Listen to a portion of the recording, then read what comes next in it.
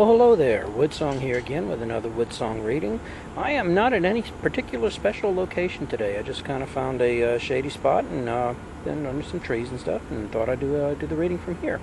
I'm actually in back of a public library. I went to go see if there was some neat spots there. I always liked libraries. I pretty much grew up in when I was a kid.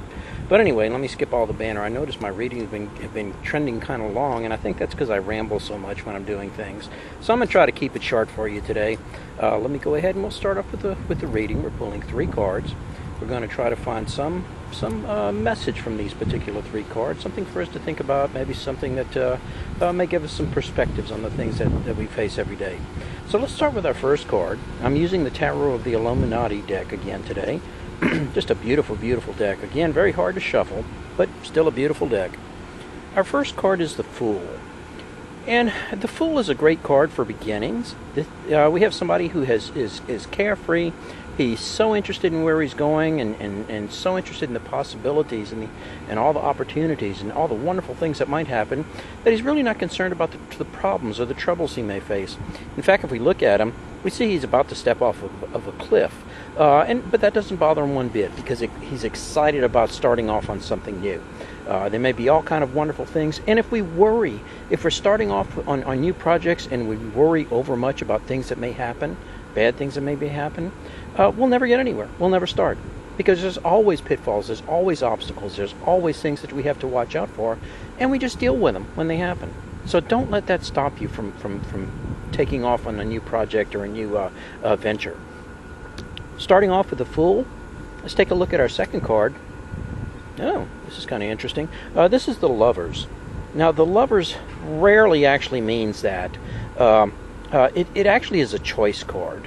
This card suggests a choice between 2 different choices, between choosing something that's known and comfortable and we feel safe, but it's kind of boring, and between that and something that may be wild and fun and exciting, but very, very risky. So high upside, but very high downside as well.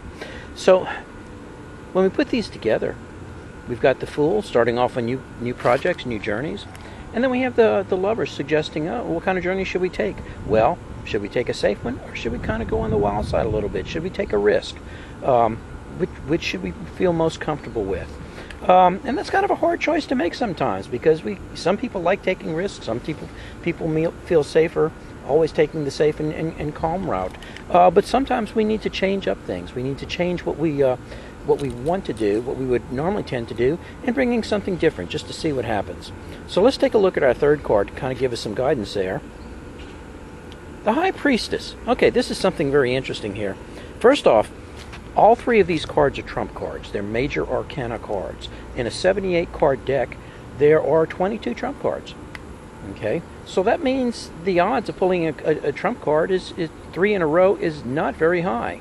So typically when I get an excess of trump cards, I always kind of think, you know what, this message may be a little more important. Maybe we need to pay a little more attention to it. This is kind of like the universe reaching out and touching us on the shoulder and say, hey, pay attention to this for a second. I'd like you to consider this. So we got 3 trump cards. We might want to really pay some attention to this and consider it thoughtfully and hard. Anyway, our third card is the High Priestess. Now, this is a card that most guys have trouble with because we just don't understand it. The High Priestess is a very feminine card. It pulls a very feminine aspect, pulls the powers and the strengths of that particular aspect. What the High Priestess means is feminine intuition. And this is where you make an intuitive leap from one place to the other. There's no reasons, there's no justifications. You can't really explain how you got from here to there, but it just feels like the right thing to do. You don't have to try to justify it. It just makes sense to you. So if you put these 3 guys together, we've got the suggestion of new projects, new journeys, new ventures.